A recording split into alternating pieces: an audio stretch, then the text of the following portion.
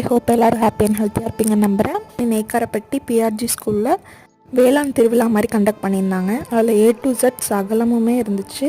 Students அவ்வளோ சூப்பராக எல்லாமே எக்ஸ்பிளைன் பண்ணாங்க. தோசை மட்டுமே ஒரு 108 வெரைட்டி கிட்ட வச்சுருந்தாங்க. 9 to 4 இந்த ஃபங்க்ஷன் நடந்துச்சு.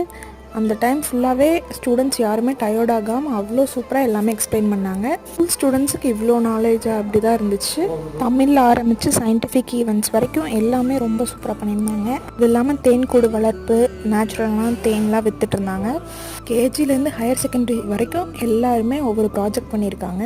அவங்க டீச்சரோட சப்போர்ட்டோட நம்மகிட்ட அவ்வளோ தெளிவாக எக்ஸ்பிளைன் பண்ணுறாங்க. அவங்க வச்சுருந்த எல்லா பொருளுமே ஸ்டூடெண்ட்ஸ் செஞ்சது தான்.